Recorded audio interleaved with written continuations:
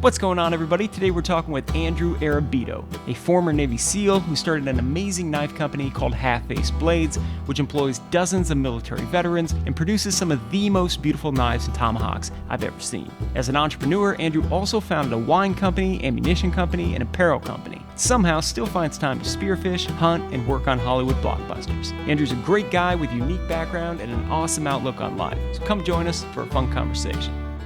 Andrew, tell us the story of Andrew. Tell us a little bit about your background. Tell us who you are, and some of your stories. Well, happy to be here, brother. Right now, I'm sitting here in San Diego at my knife company, Half-Faced Blades. That's long after the story of my life, obviously. Still part of the story. Yeah. I grew up in Northern California, up in northern part of Napa Valley. It just had a real outdoor family. Older sister, two older brothers. My brothers loved the woods. My family would camp and backpack and travel around the United States, in the van. And we got to see all the different wildernesses and different cool places that America has to offer. And just growing up, I loved the wilderness. We had a neighbor that had chickens, and animals would always try to go get at his chickens, foxes and raccoons. So he'd always be shooting them, and he'd get on the phone with us. And I was the youngest. My older brothers would run over there, go get the kill, and come back and skin it. And I would get in there and start skinning animals at a young age. Nice. And they were making jerky, and they loved Native American culture. That was a huge part of them growing up. And they would make arrowheads and grind little knives and make snares and catch squirrels, just all sorts of awesome fun things to do when you're a kid. So that was me at a young age. Unfortunately, during my young age, my father and my brothers died in an airplane crash up in Alaska. My dad was up there going out to this little tiny village, kind of interviewing the people. There was a group that was living to 20, 30 years older than everybody else, all these other villages. So yeah, like he's going to do a documentary. Like a blue zone? Is that what they're called? Something like that? Kind of, yeah. I know what a blue zone is. It was just, it was actually this guy in the village was having dreams and, how to live better, and actually taught his whole village. Very cool.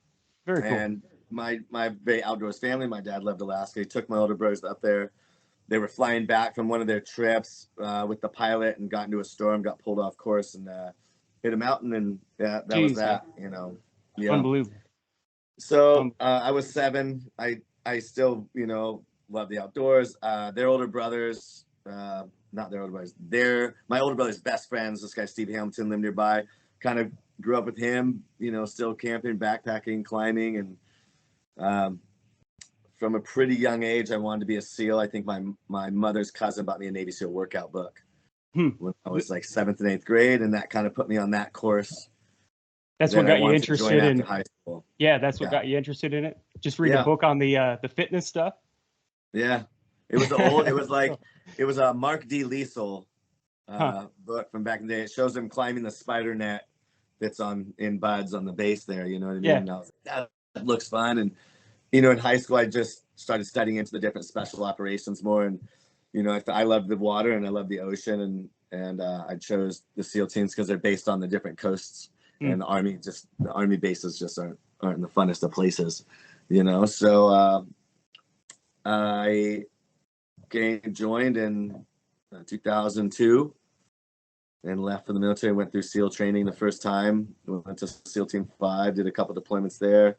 Went to SEAL Team 1, did a deployment there. Then I took over running the maritime operations for guys already in SEAL platoons coming through training, getting ready to go overseas.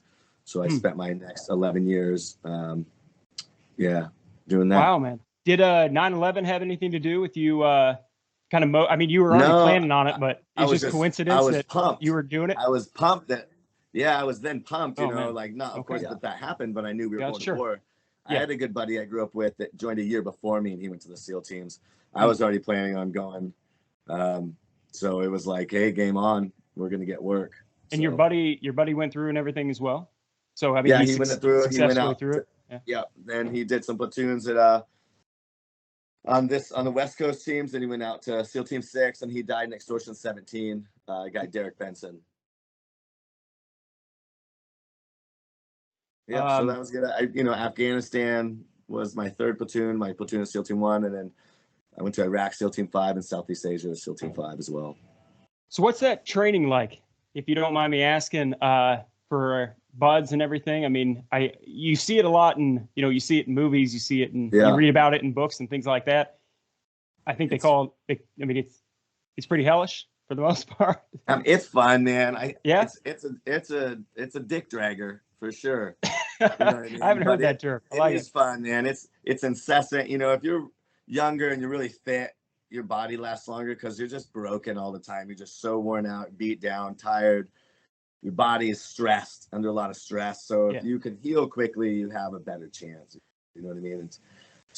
It's a blast, man. You're with guys with a similar, point of view, what they want to do, certain mentality. There's guys who make it that you wouldn't think. There's guys who don't make it that you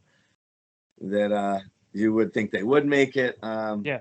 Obviously challenge. It's fun, man. It's miserable, and that's what makes it fun too. You're Yeah. just like, you're so miserable. You just like, oh my god, this cannot get worse, and it gets worse, and you're like, there's no way. It's funny, miserable, and you're with your buddies, Yeah. so it's like a good time. Yeah. So do you kind of have to put yourself in the mindset of basically, I'm going to relish this misery and it's going to end at some point? I mean, is that the idea Yeah, that you really. just, but I mean, you Yeah, enjoy it, I guess, for what it is? yeah. That's the idea. The mindset is it's just part of training.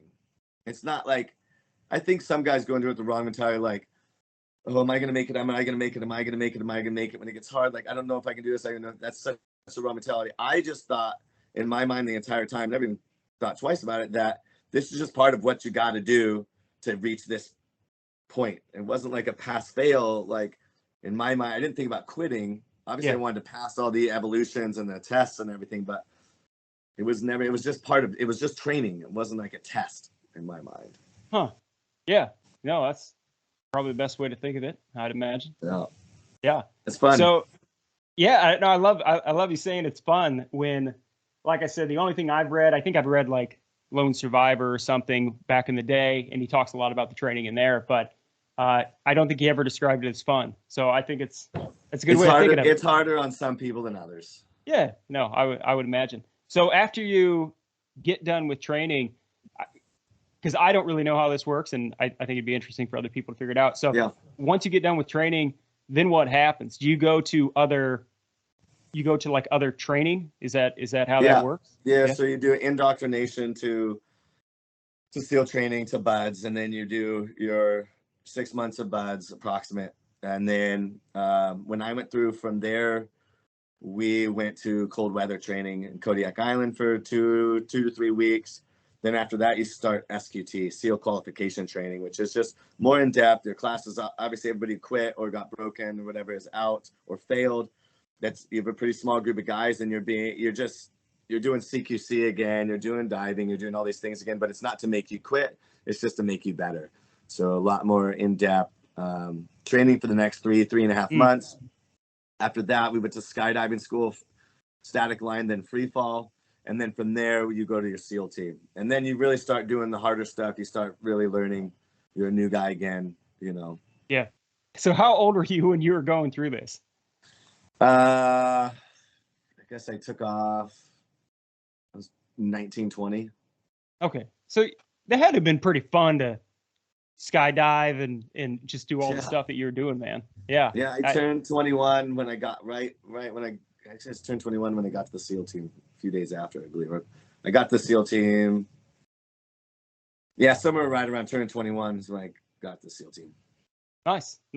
I can't remember if I heard it in a different interview or whatever. Did you go to, is there like a driving school that you get to do as well? So yeah, so there was a lot of different driving schools. The one that I was talking about is called Tier 1 Off-Road out of Reno, Nevada. So the first week is just all different terrain driving in your Humvees, and the second week is like all nighttime driving. It's pretty wild course. It's pretty fun. That's awesome, man. Yeah. That's cool. I guess I didn't realize all the specialization that comes. Oh, it's amazing. There's rally racing schools, ITI. There's no joke.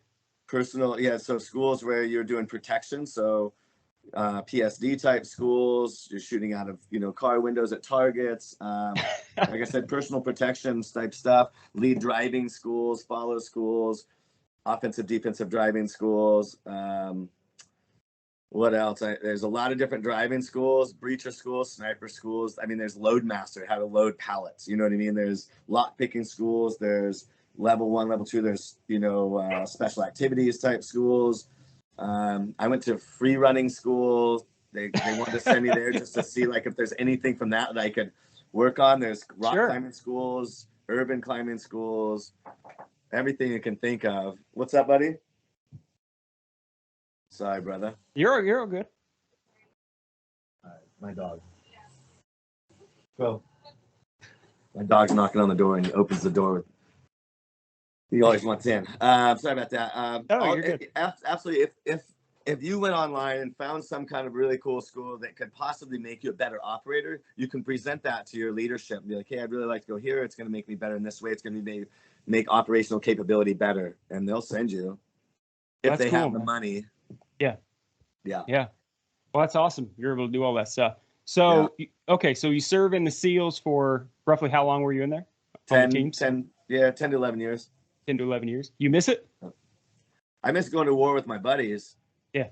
I don't miss like it's fun when you're finally going overseas with your buddies. It's great. But you do 2 or 3 workups, it gets a little monotonous, or just when there's not a lot going on and there's not a lot of operational tempo, there's just more red tape and haircuts are a big deal and guys are getting in trouble more. They're, somebody does something that 20 other people do and they hammer that guy and to make him an example. And it's just not, it's good when there's a lot going on overseas because everybody's focused on training and getting to war. When not, it's a little idle hands. No, I get it. Not at all the same thing working at a college, but it's really fun when you start and then it's not very fun after that. It's cool to look back, of course, and all the training we got for free, the amount of rounds we shot in training and overseas, like millions and millions and millions and millions and millions of dollars, like, shooting, and just so many amazing schools I've been to. And when you get out and you're like, oh, you want to go to Bondurant, school, it's a driving school in Phoenix, and you're like, oh, it's $6,000 to go there for 3 days. You're like, wow, it's pretty rad. All this was paid for, and the amount of training you got and the amount of experience is pretty incredible. Yeah, that's awesome, man. That's pretty cool stuff. Yeah. So, okay, so you go through your training, you get deployed, you do that. I want to talk a little bit about your businesses, because, man, you're crushing it. You're an entrepreneur. You got a lot of things. Got a lot of irons in the fire. I was surprised when for people who don't know this, I guess I haven't mentioned it, but I came across Andrew actually through his knife company, Half-Face Blades, where I was just looking at knives and I was like, these are some kick-ass knives. And didn't know anything about who ran it, didn't know anything about his background, didn't come up till a lot later. But I thought we could talk a little bit about, how in the world do you, so you get out of the SEAL teams and then you start making knives, or were you making knives in the SEAL teams? No, I had gotten out. Before I got out, I did some work in LA, just some voiceover stuff for Transformers 3 through this guy, Harry Humphreys, is a prior frogman from Vietnam, and he works up there in LA, or did advising and stuff. So he would get team guys to come and help work on films for like Michael Bay and advise and try to make it a little more realistic, and everything. So I did that a little before I got out, which was fine, but it wasn't something that I really wanted to go work in LA, live in LA, right. And that hustle is miserable. Yeah. So I was kind of doing that. And then right when I got out, a guy hit me up. He was prior SEAL. He was getting out and he wanted to do a brewery and distillery. So I jumped right into that with him, and he ended up being just really dishonest, and we parted ways with that. And so I was working down in LA a little more on movie stuff, and I was like, what am I going to do? A lot of options out there. I was like, do I go back to school? Do I go contract? Do I do, join the agency? There's all these options for us, which is great. Yeah. But I was like, man, I don't remember what what I was doing at the moment, but I was like, man, I should just make some knives for my SEAL buddies and SF buddies that are still active duty. I can make some stuff for myself. I'm an end user. I'd use knives in the outdoors. I use knives tactically. I love to cook. I've got buddies, some chef buddies. I'm like, why not look into that? So I started just doing my due diligence and researching, grinders and the best steels now and everything like that. And I know the thickness and the shape I want to get a job done. So I just started, YouTube and going online, and I bought a grinder and I got steel from American Crucible Steel and started drawing stuff up and grinding it and doing that process. And I decided to take pictures of my learning process. I had a plastic table in my living room with a piece of tape with the name and the knife sitting there, and that was the beginning, and by the time I had done those first 50, everybody had wanted one, and they got a number, and now they're $20,000 to $40,000 a knife, those first original knives, Yeah, unbelievable. And that's the other thing too. I don't think a lot of these people who are going to be watching this, they're likely not familiar with half-face blades. I'm sure some of them are, but it's crazy to me to think about how you started it. Well, with nothing, right? You're researching it on your own. You're buying a grinder. $3,500, $3,500 and a grinder. And I was under the awning in the backyard, and I got one of those little Home Depot, workbenches, and went to town. Yeah. And how many, I heard in an interview somewhere, how many different facilities have you upgraded as you've gone now? We're under my awning. Then I built a little shop in my backyard. Then we went to a 900 square foot to a 1,900 square foot. Now we're in 4,200 square foot. And we've been looking for a bigger space. I just don't want to rent a space again. I'd like to buy one. And this market is so nuts, Oh, yeah. So I'd like to get out of California. That's the end goal. Nice. Where would you go, if you don't mind me asking? I'm going to go look at Colorado Springs. Yeah. I like Wyoming. I love Montana. It's a bit cold for me in the winters up there. Yeah. I like mountains and rivers. If I didn't love mountains and elk hunting, I'd go to Texas. Sure. There's a lot of good places to go, and I got buddies in Texas. I got buddies in Arizona, Las Vegas, Colorado, Wyoming, Montana, Idaho. There's so many good places. You named some good places there, man. Yeah. I know. Real good ones. We'll see. This recession, we'll see how we really grew out of this space. And so I was real close to buying some spaces, and commercial, sellers down here, it was pretty even comparably recently. Well, and the last year and a half, it's been pretty reasonable. But because the housing market's boomed so much in the last 2 years, in the last 6 months, the commercial real estate guys who are selling are like, why don't we just up our prices too? Which is really weird. I get there's not a lot of spaces. The issue is if you can only sell it for $2 or you rent it for $2.50 a square foot, they're trying to sell it for like $4 or $5 a square foot for the amount of square feet. So you buy it and you're already $1 million in the hole. Right. And this is only the last 6 months or so. So I'm like, we'll do with what we have. We'll see how the recession goes. We'll plan a really good exit. About half my guys, if not more, would like to move, and I want to provide them with a better life as well, and for them to save a little more money and new experience. And we'll see how that looks in a year or two. Yeah. Well, obviously, I wish you guys the best there. Love what you're doing. Love your knives. Definitely, everybody go on there and check them out. The only problem is I've never had an opportunity to even buy one, and I'm sure everybody. It's great. He's got a great system. If you explain it, it's really unique. I love how you do it. And so every Saturday, every Saturday, my buddies and I will jump on there and be like, "Did you see it? Do you see it?" Yeah, they're all gone. Okay, yeah. 3 seconds later, it didn't start out that way. It's just how we work. Is originally, it's just as we finished knives, I'd put them on the website, but there was so much complaining that there's just not enough. Right now, they're still complaining, but at least I'm dumping, 400 or 500 knives if we can get finished. That includes the folders, production knives, tomahawks, and customs as well.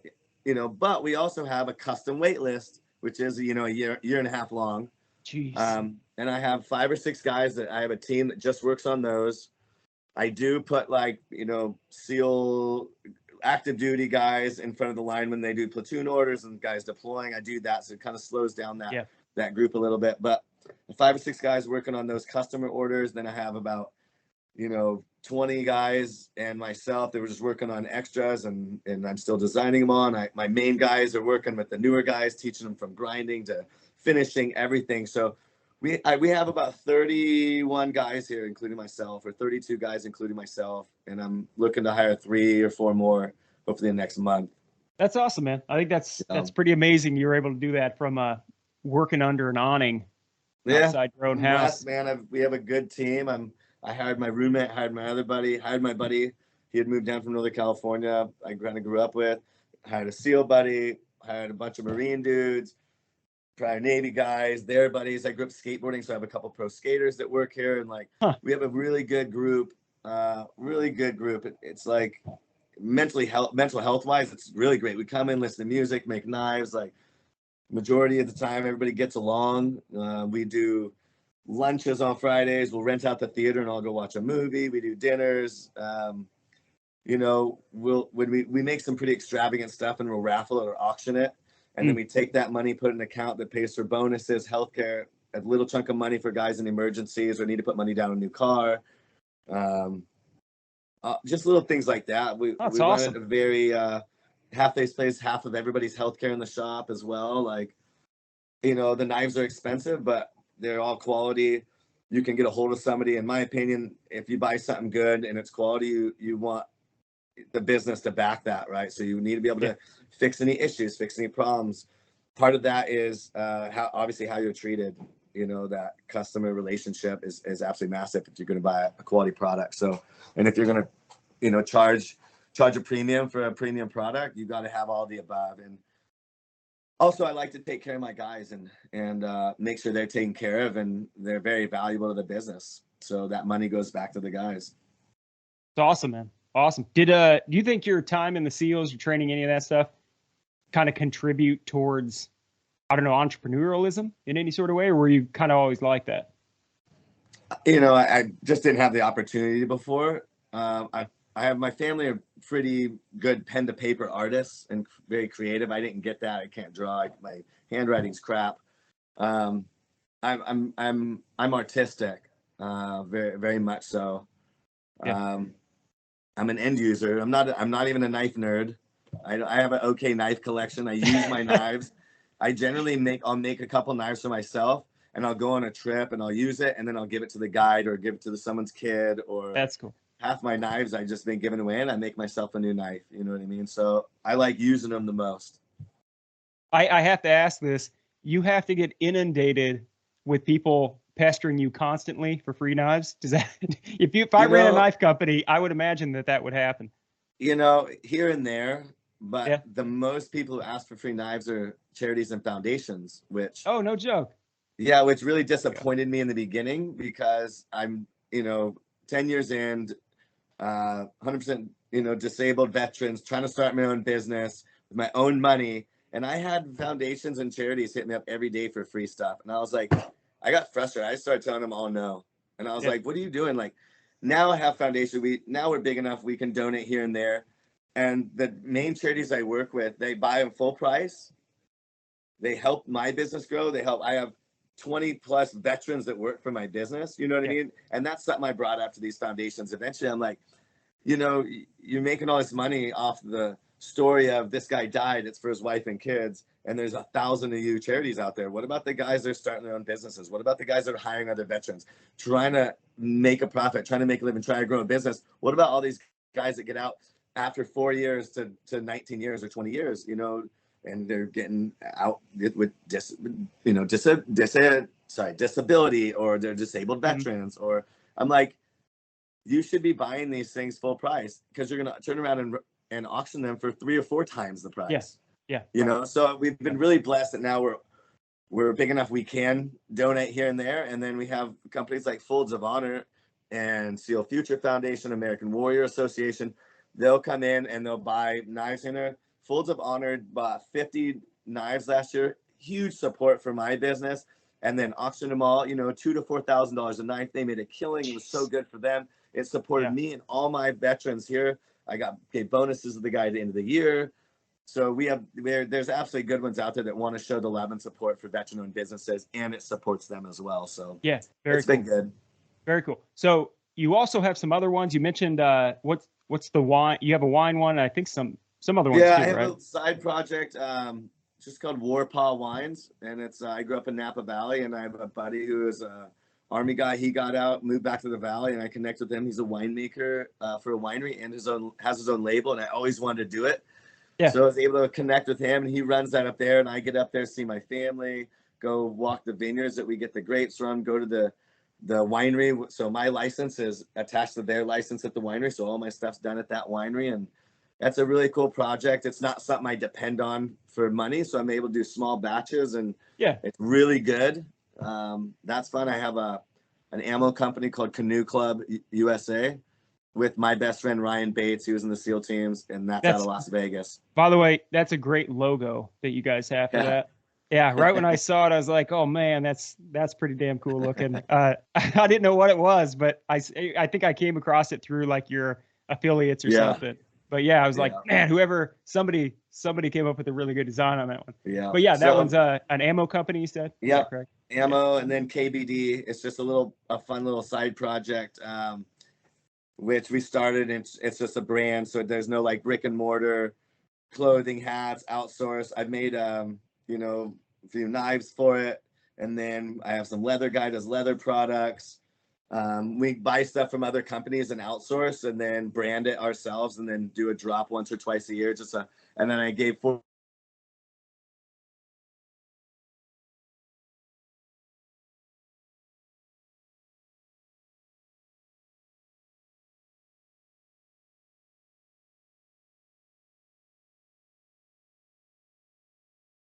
obviously legitimate businesses going.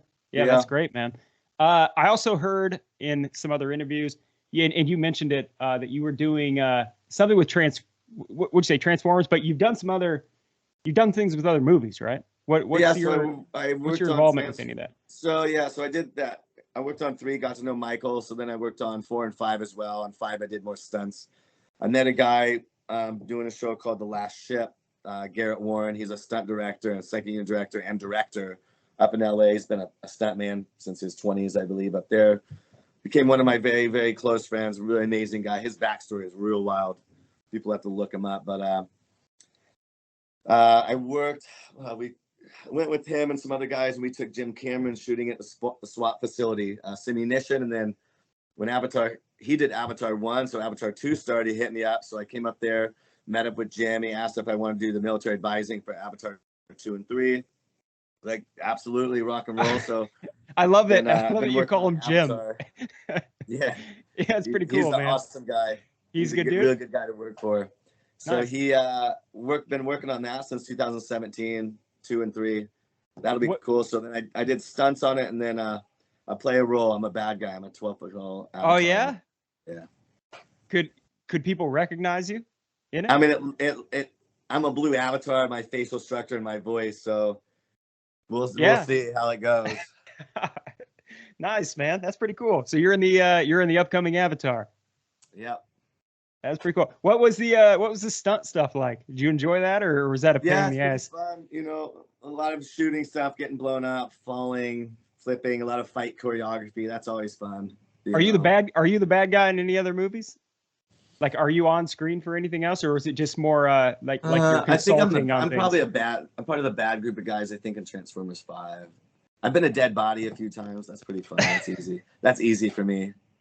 I love that you don't know for sure too. It's probably my favorite part. Like, I may or may not be in Transformers. I don't remember. Yeah. 13 Hours was really good to film with Michael Bay. It was real special filming that because Ty, great movie, by the way.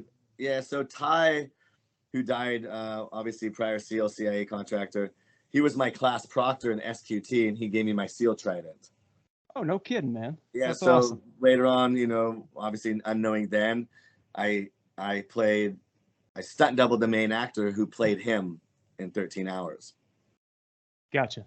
Yeah, so it was pretty special. Lived in Malta, be able to work on that and advise on that with, I think there's 3 or 4 other team guys with me on that. How cool, man. How cool. That's cool. So any other Hollywood connections you've had there? I did Logan with Garrett Warren as well.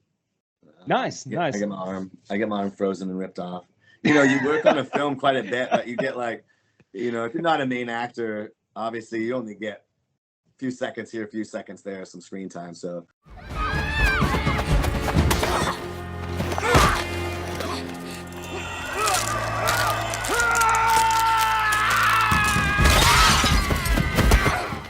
But it's fun, you know, seeing how it works in the industry. There's a lot of really good people in that industry that just hustle and work. It's like a deployment, you know, you're there, you know, 10 to 13-hour days a lot of times, and it's slow. It's slow, and it's cool, especially working for Jim, building, like the set building stuff's incredible. I can't go into it, obviously, but it's not out yet. But it's pretty incredible, the amount of, well, the money that goes into it, and what gets built and how it gets built, and then how Jim came up with, you know, motion capture and real environments, and just it's beyond me. Yeah, that's wild, man. So he's pretty accurate about the stuff he's doing. Then obviously, if he's bringing you and other guys in to absolutely, yeah, no kidding. Oh, that's cool. That's pretty cool stuff, man. Okay, so Hollywood, you're doing some Hollywood stuff. Are you still planning on doing any more of that stuff, or are you done with that and you're focusing on the businesses? Oh, my dog. All right. No, you know, that's not my focus, but I like I said, the stunt unit director, and he does so much work on there, and all the stunt and fight choreography. He's a really close friend, so I like working with him. When he comes up with another movie, you know, I always look forward to working with him on something in bigger jobs. I don't like to take off for one day here, one day there. There's quite a few SEALs who work in the industry that do a great job. But, you know, bigger jobs like this, I like working with him. You know, the avatars, they're going to be filming for a long time. So I think I have a little security for that. That's pretty fun. That's pretty fun.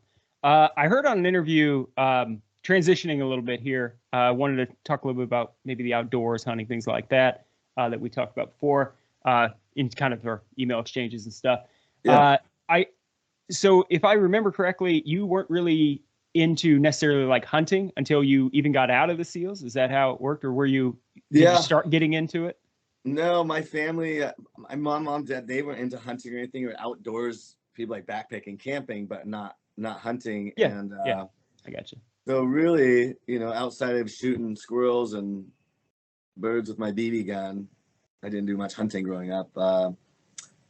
I think maybe I hunted once or twice while I was in the SEAL teams, maybe some bird hunting, stuff like that. And then I really got into it much more when I got out. You know, I love the outdoors, and I like to cook, and I like clean food, and I have buddies who hunt. So, you know, first elk hunt, I went to Colorado with one of my good close SEAL buddies that he was out at the time, and started rifle hunting, and then started getting into bow hunting. And I've been really blessed to kind of be in that community and know a lot of guys who hunt, and I've been able to get out and hunt quite a bit, you know, Montana, Texas, and Colorado, and then Alaska as well. And I'll be heading back to Alaska this year. What do you hunt? Yeah, what are you hunting in Alaska? Moose. I hunted moose last year. Didn't get anything. This year I'm hunting moose, caribou, and black bear. So we'll see. It's a one-way ticket, man. Yeah.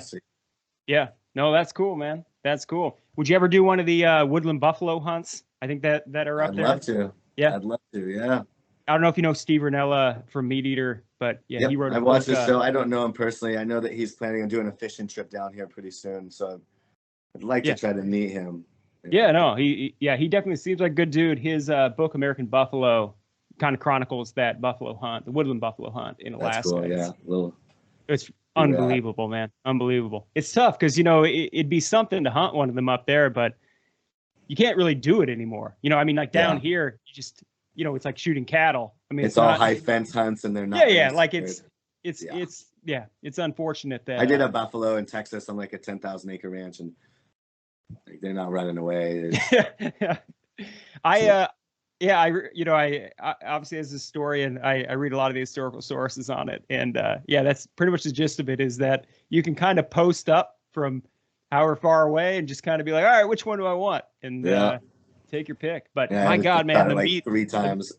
Yeah, the meat is unbelievable. My bow. I love the meat. It's great, and that's really what I was doing anyway. Yeah, you know, doing it for the meat. So, all right, so you bow hunted bison. Yeah.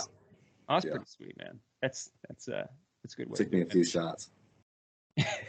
I should have studied where the heart was, you know, prior to, because the heart is super low in their chest. Yeah. Yeah. No, definitely. Definitely. Well, that's cool, man. So yeah, so you got into hunting. I know you're doing some other outdoor stuff. Was it spearfishing is something else that you got Spearfishing, into? I spearfished quite a bit. Really good spearfishing out here. I need to get out. I go to Utah tomorrow, and then I'm gonna go to Montana next week, and then I'm back for like 3 weeks before Alaska. So during that time frame, so bluefin fishing is absolutely insane off of San Diego the last 4 or 5 years. So I got some buddies who build guns and they spearfish 200-300 pound bluefin tuna out here. So I got to try to get one. I went fishing last week. We got a 150 or 200 pounder, 150 pounder, and a 60 pounder last Wednesday. Wow. That's awesome. Yeah. That's Yeah. I've done a lot of fishing in my life, never spearfishing, of course, but It's good, man. Last year I went to Moorea for 9 days, did some spearfishing. That was really incredible. Right off Tahiti. I'd like to do a trip. I got a lot of trips. I got a lot of things I need to do. sounds like it. Sounds like it, man. So with spearfishing, I got to ask, it's like the one thing I know about spearfishing, being from Iowa originally, obviously we're quite a ways from the ocean, is that was it the people who are most likely to get attacked by sharks or spear fishermen? Do you ever have any, you ever see anything out there? I got attacked in Moorea pretty good. No kidding. Yeah, we were out maybe 3 miles out, and there was like these buoys with a line going down to the bottom of the ocean, and those build up, you know, little barnacles and stuff on. Yeah, so little fish swim around, and then wahoo come around. So we were out spearfishing wahoo in the water, and I see kind of a shark, and it was like, you know, a 4 to 6 foot shark doesn't look big underwater because they're lean, you know what I mean? Kind of just right. 6 foot. You know, really. So he was swimming around, and I was with the captain, the deckhand were in the water with me. Kelsey and my SEAL buddy John were in the boat, and the boat's floating nearby. And the captain, I see him shoot a wahoo. The wahoo dives. I saw a shark kind of go down. And like I said, they don't look. And we'd been inshore, close with all the black tip reef sharks and stuff, and they don't bother you. So then I guess, and then I see some more fish, so I'm kind of cruising, you know, along the surface looking for these wahoo. And I guess he got on the boat, you know, pulled his fish in, and he was like, "There's sharks down there." And Kelsey and John are like, "What kind?" He's like, "The bad kind." And they're like, "What the hell?" You know what I mean? And so I'm looking for, you know, this wahoo, and this shark comes around, and he's like being aggressive. And he comes up toward trying to bite my fins, you know. So I stabbed him in the head. I didn't shoot the trigger thing. I just stabbed him in the head. He kind of went away, came back, you know. I swung him again, and I looked over, and the deckhand shot a wahoo, and it took off over that way.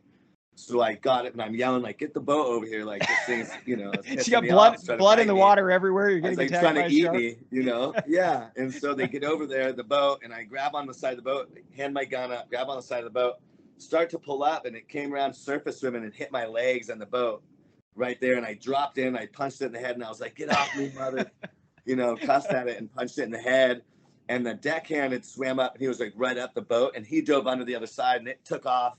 And he got in, I got in, but it didn't get me. It kind of roughed my legs up because the skin is like, it's like sandpaper. It didn't get me. I'm sure its mouth was only like that big, so I got good calves. You take a half my calf. A little scary though. I was like, "Get the camera. This guy, get some good footage of this shark attack. What are you doing?" Yeah. I'm sure he's like, this guy's a Navy SEAL. I'm out of here. I gotta. Right, this is not gonna work out. It's not gonna work out well for me. Calf off. It was kind of cool.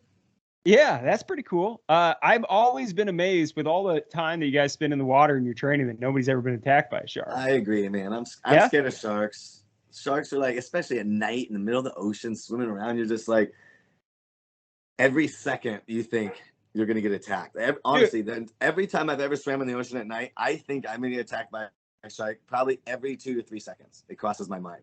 Well, yeah, that's an evolutionary sort of implant in your head. Like, it's not safe for you to be swimming at night, pretty much anywhere for what that's worth, right? There's a lot of bad things active. I absolutely agree. Swimming in a lake at night is even a little terrifying. Yeah, I'm not gonna lie to you. Yeah. There's something about it that, like that monkey brain starts lighting up. It's like, hey, like, you're not supposed to be here. This is not your environment. You need to get out. But yeah, always amazed me. Nobody ever got attacked. You know, there's some guys, we've seen some pretty big, like 7-gill sharks off San Clemente. I know that there were some guys in SEAL qualification training when they were in Kodiak doing cold weather training that were getting circled by a big salmon shark. They look like great whites. They're really gnarly. Yep. So I've seen them. They look just like great whites. Yeah. So I guess a big salmon shark was circling the guys. So they got pulled into the boat.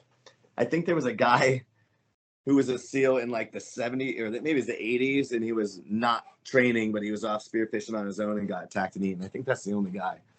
Oh, well. Yeah. There you go. There's been more bear attacks on team guys than sharks. No kidding. Oh, bear attacks. There's been a couple. I keep saying no kidding, but I got no other expression, man. No shit. Right. There's a lot of interesting things. Yeah. On Kodiak, they might have been on Fognac Island hunting. Yeah, I know the island. Yeah. He stepped over a log, and boom, there's like 3 or 4 guys, and a mother bear hit him, ripped him up a bit, and they shot it, killed it. No kidding, man. My dad's got a story like that. He was hunting, and he built himself a little blind, and I can't remember what the issue was. Oh, he had to take a leak, so he peed in his blind, and then he thought, well, I'm going to cover it up because I don't want to scare the bear away. So he had like apple scent, I guess. And he took it out and he poured it out. And then sure enough, it's on one of my videos. Sure enough, man, he hears this thing, like he hears like twigs breaking around him, and he's like, oh God. Around. Yeah. And then his little blind, he said, there's just this arm that plunges in and it's reaching at him. And he's in his blind, and he said dodging the claws. Yeah, but he said because he's got his gun like out this slot, so he can't even move his gun over. So he's literally kind of bobbing and weaving like Muhammad Ali inside of it. Yeah. And then eventually the thing, like it kind of maneuvered right in front of the muzzle. And he was able to.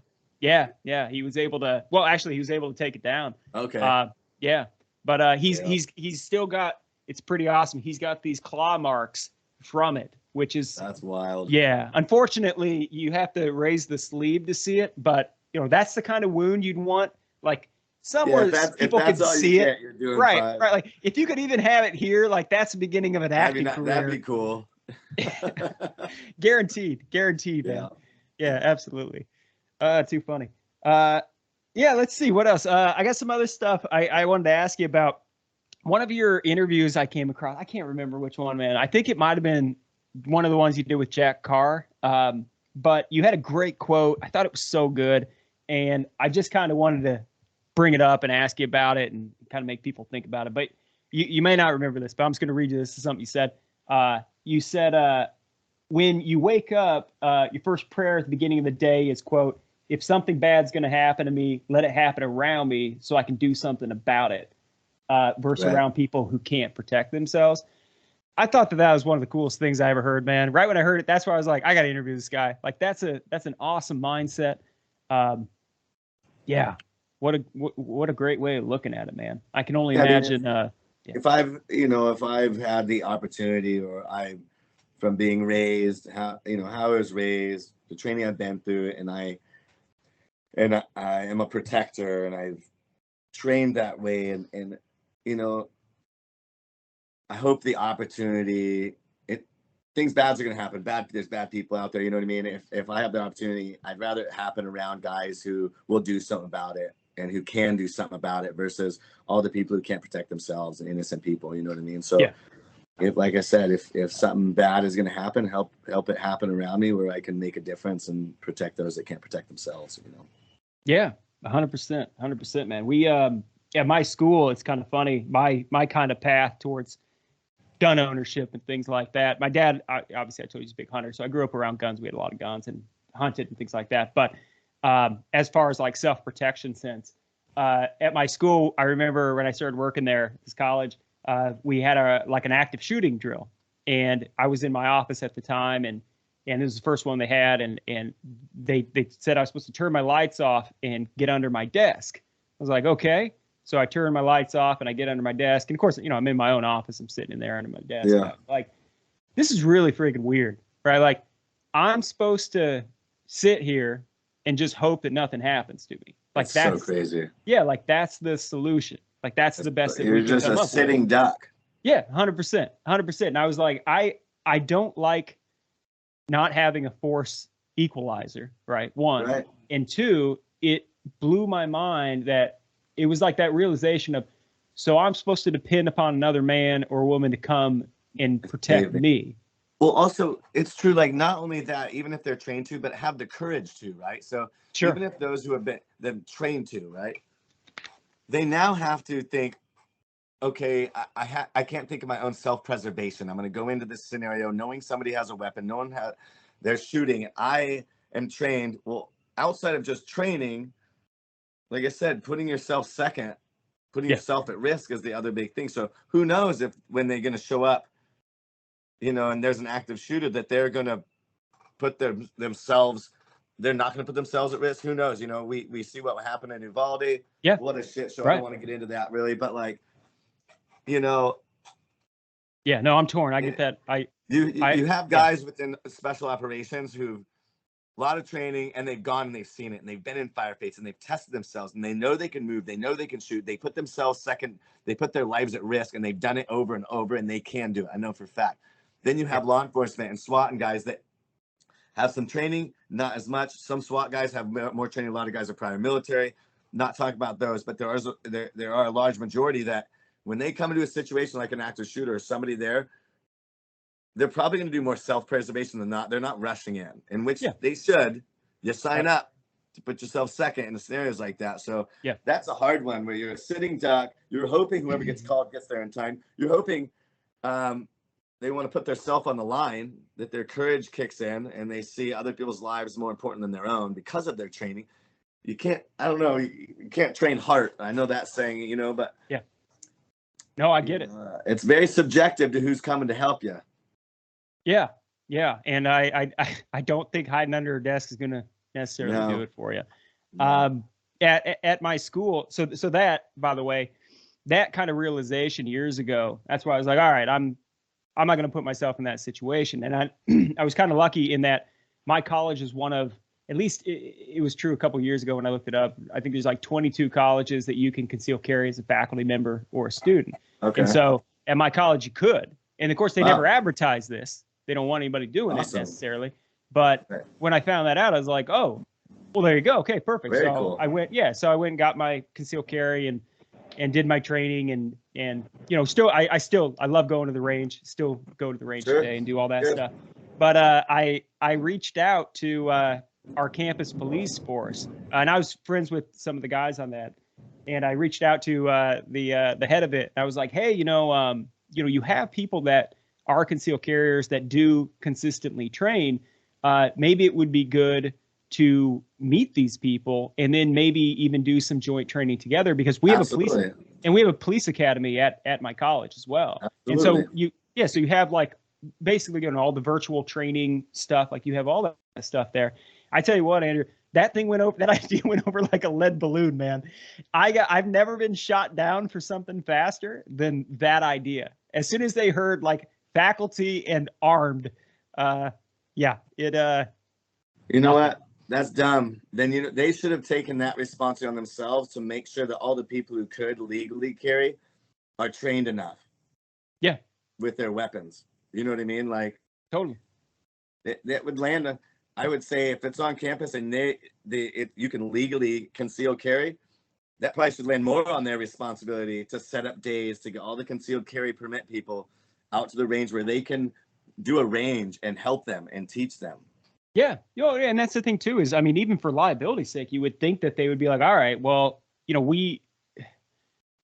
I agree. Yeah. I mean, I don't really know any better way to put it. I agree with the liability's sake that if it's legal on campus, maybe they should also know who it is and run some training, and then also make the rule like, hey, if something happens and when we get there, you guys back away. You know what I mean? That's fine. Yeah. No, like totally. That's easy to do.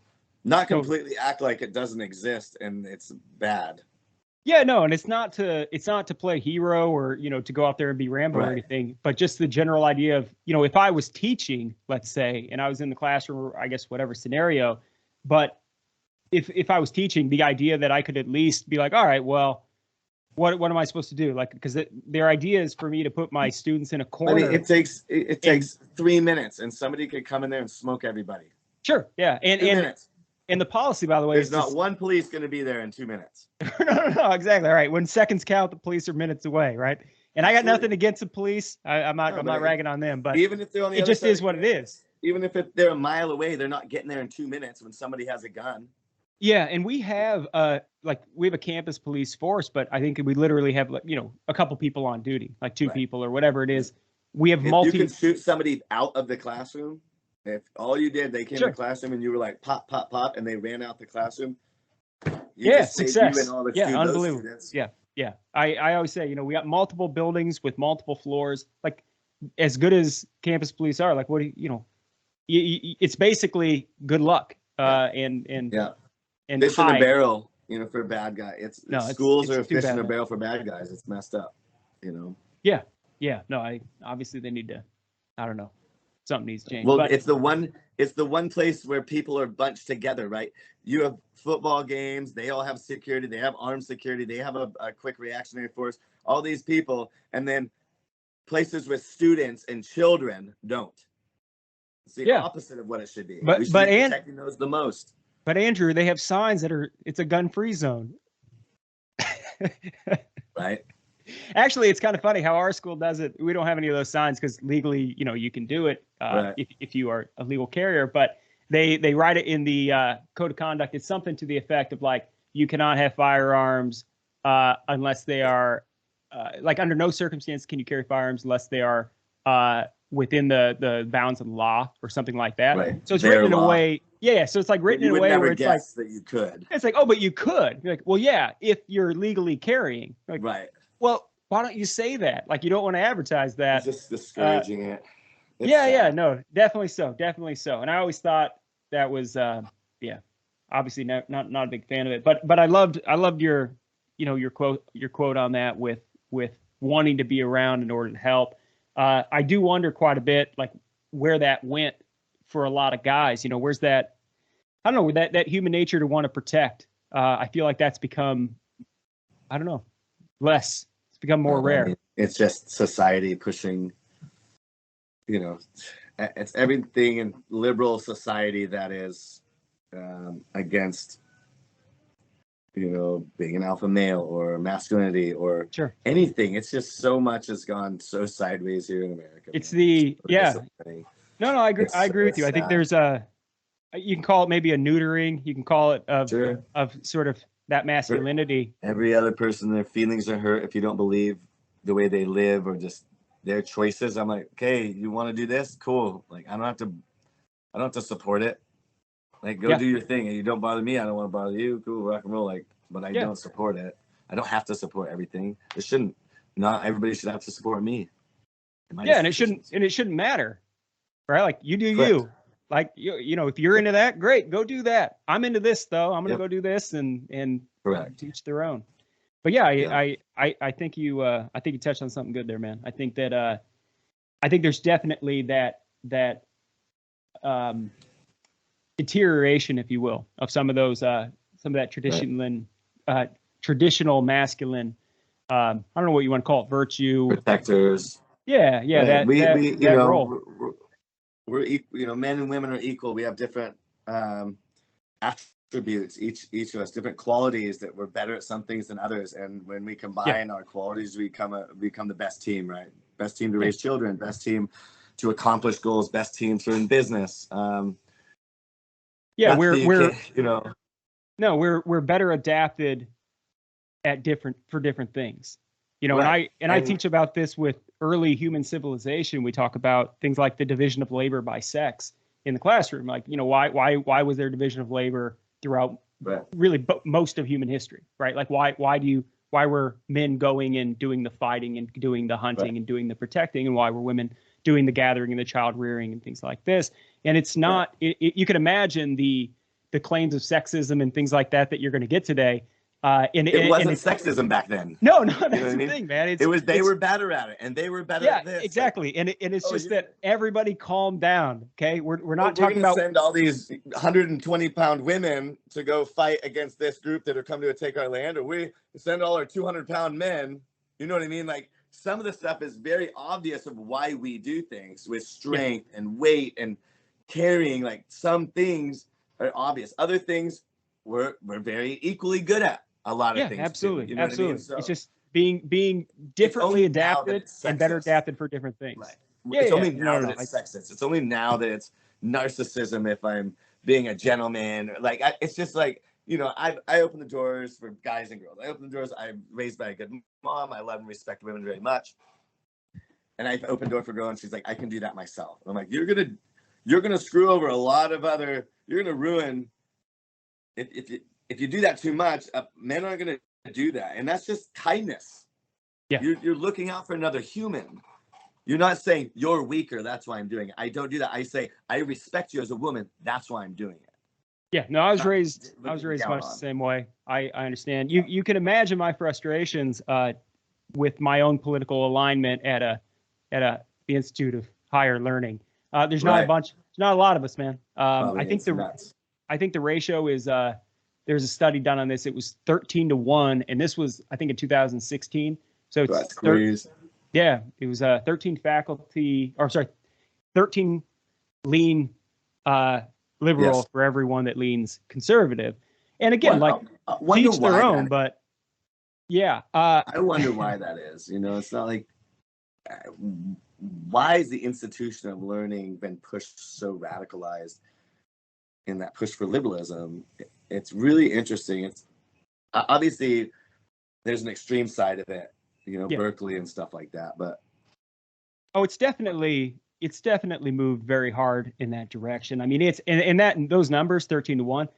Right now, those are significantly higher. They're not 13-1 absolutely. anymore. A lot of it has to do, like being on the inside. I can tell you, when you go to college, obviously there's going to be some indoctrination in a particular political way, right? Like on the left side.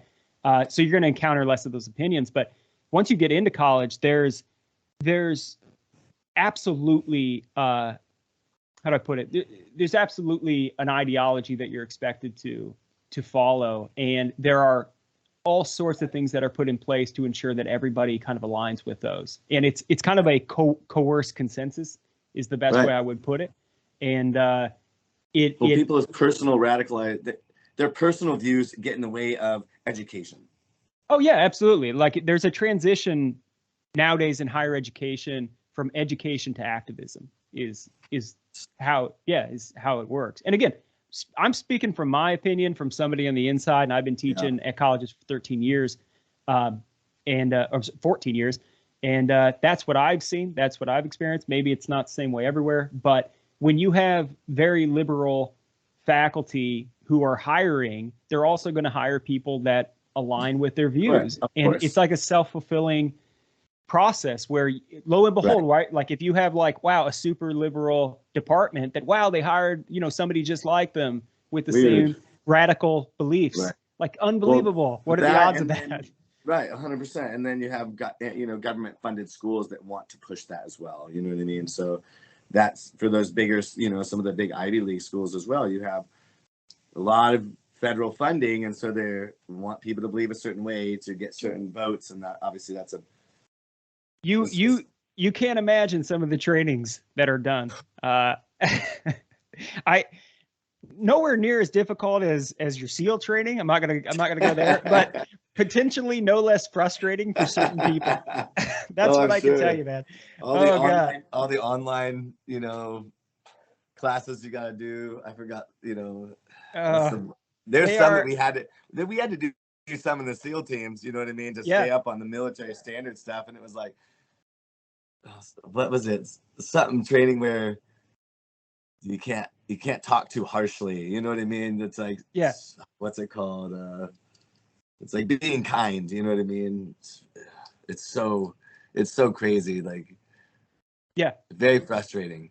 And you have to do it. Like each guy has to log in for 2 fucking hours and get all those little things done. In this scenario, us too. Maybe we're doing the same training. We probably are, man. Sensitivity training. There it is. Yeah, I think we have one of those. I think we have several of those, and then we have to here. I have over 25 employees, so they have to do their sexual harassment training. Yep. And it's some ridiculous. I mean, well, there's also liability, right? So like like by having them do it, at least then you're protecting yourself. But look, I had them do the training. Like it's really unlikely. It's really unlikely it would help and protect me. Not in California.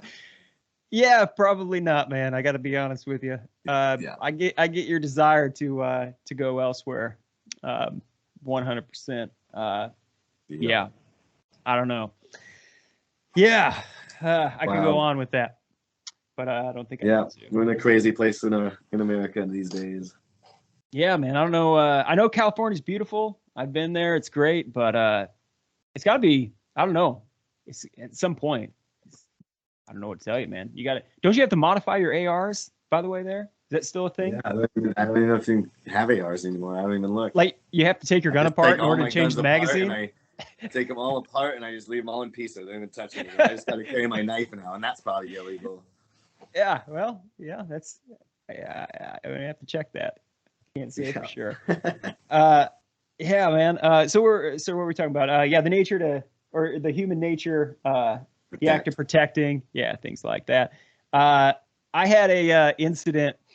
It would have been like 2 years ago. If you ever looked up my name, this is one of the first things that comes up. But I was driving to work. I'm driving down the mountain in Colorado, down to my school, and this van passes me, and I see like this guy's flying, just goes right past me in the other lane. Like I'm in the passing lane, he passes me, and I come around this corner, and he just goes right off the cliff, man. I mean, he drove literally right off the cliff, and it looked like in the movies, like Dukes of Hazzard, where you see the bottom of like I saw the bottom of his van as he was flying off the cliff, and I just yelled, "Holy shit!"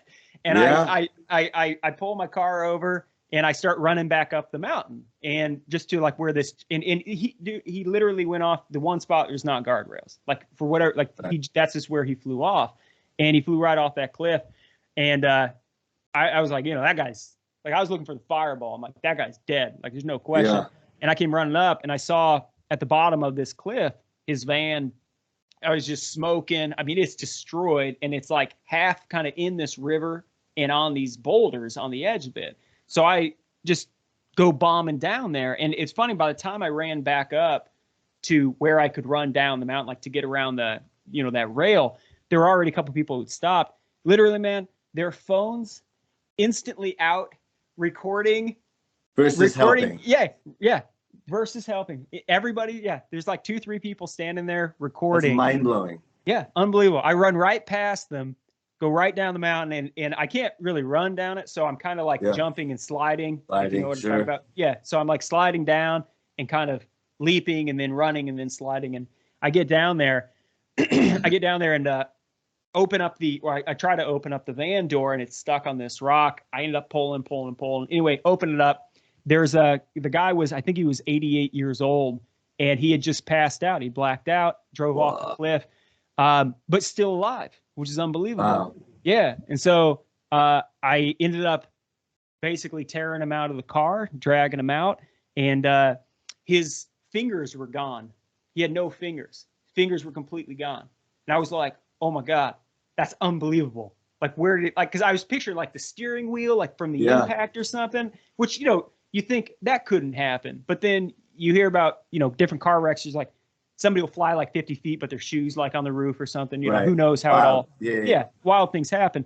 Anyway, ended up getting the guy out, pulled him back up the mountain for help. And I found out after the fact, cause he reached back out, that he had lost all of his fingers in a shop accident years before. So when I pulled him out, because it's all bloody. When I pulled him out, I was in his car looking for his fingers. I was like, I can't find this guy's fingers. Like his fingers aren't anywhere. God. Yeah, he had lost them all in the shop accident. Wild. But the point of my story, the point of it is I think it's cool that you've had the opportunity to know what you would do in those situations. Right. But very few people have. And, my situation is obviously not anywhere near the stuff that you would have experienced clearly, and the danger involved with you in that. But it's neat to have the opportunity to test yourself. And I think having done so, it tells you, I don't know, it gives you that glimpse, that snapshot of like, hey, like when it comes down to it, like, I feel like it's a responsibility that we all I feel like it's a responsibility we all have, to protect. Oh, you're breaking up there. Hear me? Oh, yep. I just think it's a responsibility that maybe we all have, but obviously not everybody does it. There's so many situations where people stand around and they're seeing something bad happen and no one's helping. Then there's situations you see a bunch of good Samaritans come in and help. You know what I mean? Yeah. So yeah. Do you ever see? Do you ever see the? I think it's called Active Self Protection. It's a YouTube channel. I don't know if you ever watched it, but it's basically a collection of people defending themselves in all sorts of different situations. But cool. You watch enough of those, just as you were saying, it's crazy to see the amount of people that will stand around and watch evil happen. Just watch it. I mean, it's wild, man. And then in some cases, though, you'll get, some person that comes charging in like a bull moose to rescue somebody, and it's awesome, man. It makes you it gets your heart like fluttering that there are still those people out there. Yeah, 100%. I don't know. It's a pretty good feeling, man. Pretty good. Well, I think that's all I got, man. I don't really have too much else to dive into here. I'm sure I could think of a bunch, but I know you're a busy man, so I'm gonna leave you to it, brother. Cool, man. Well, I had a great chat with you. I appreciate you reaching out, man, and we'll stay in touch for sure. If you folks enjoyed the video, please make sure that you like, subscribe, and hit that notification bell. Also, if you want to further support my efforts, you can do so on Patreon or buy some gear for the Modern Frontier for the Man vs. History Outfitter shop. Got a bunch of new designs in there. Go take a look, support the channel. Before I go, I just want to make sure that I thank my Patreon patrons. Special thank you to The Innocents, Ashley Gertensen, Hurtin Wade, Man vs. Mooks, Bryce V, Cyber, Will S. Baker, Rich Christensen, Comrade Krieger, Sean Hatfield, Blake Graham, PBC 98, Joshua Horton, RQ Daft, Dawson E, Zonk Breezes, Noah Ovens, David Perkins, Sneaky Ninja, Noah 5943, Jigsaw, Your Pal Mitch, Coco Rockout, Occam's Ghost, Reese Yearby, Ari Bacalars, Mythical B60, and Gavin Abernathy. Also want to make sure that I thank my silver and bronze tier patrons. Thank you folks for all your support. Let's keep growing. Let's keep doing what we're doing. See you all next time.